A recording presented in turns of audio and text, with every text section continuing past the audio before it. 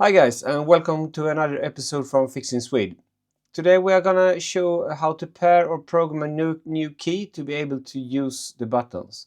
This is done on a BMW Z3 M from 1998, but it will be the same on all Z3s no matter year or model, and also applies to several other BMW models as the e36. What I do in this video did not affect the possibility to start a car. This is only for the buttons on the remote. When you pair a new key, the old ones will be unpaired. Therefore, in the end of the video, I will show how to pair several keys at one time. I also have another video on how to program a new key to the EVS in the car to be able to start the car. What we will do is to insert the key and turn on the ignition, not turning on the engine, then turn it off and pull out the key. Now I hold the unlock button, and while having it pressed down, I press the lock button 3 times.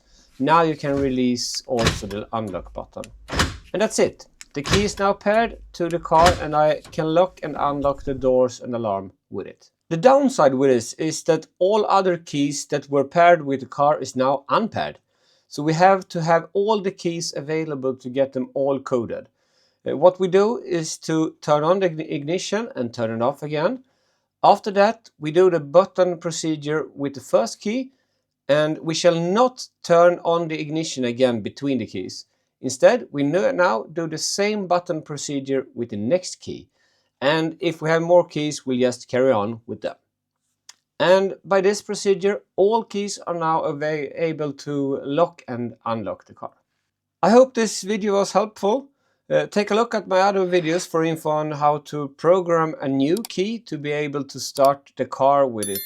And don't forget to like and subscribe for more videos like this. See ya!